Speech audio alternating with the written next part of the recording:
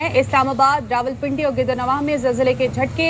एबटाबाद, स्वात, मानसहरा, और बालाकोट में भी ज़लज़ले के झटके महसूस किए गए हैं। इस्लामाबाद, पेशावर, कोयटा, सवात, गुजरावाला, स्कर्दू में शदीद ज़लज़ला आया है। मानसहरा में दीवार गिरने से 2 अफराद। बिस्मिल्लाहिर्रहमानिर्रहीम। अस्सलाम वालेकुम नाज़रीन, आपको इस वक्त की सबसे बड़ी ब्रेकिंग न्यूज़ हम आगाह कर रहे हैं कि पाकिस्तान के बड़े शहरों में ज़लज़ले के शदीद तरीन झटके महसूस किए गए हैं। जैसा कि आप इस वीडियो में मुलाहिज़ा कर सकते हैं कि जब ज़लज़ला आया उस वक़्त हर चीज़ हिल रही थी और ये जो आप छत देख सकते हैं इनकी भी कुछ हिस्से जो हैं नीचे गिर चुके हैं ज़लज़ले की शिद्दत की वजह से।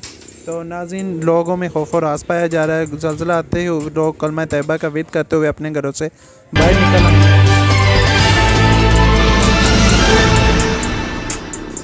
नाज़रीन, किसी भी ताज़ा अपडेट के लिए हमारा चैनल सब्सक्राइब कर लें, AR न्यूज़ लाहौर। इंशाल्लाह मिलते हैं एक नई वीडियो के साथ। तब तक के लिए इजाज़त, अल्लाह हाफिज़।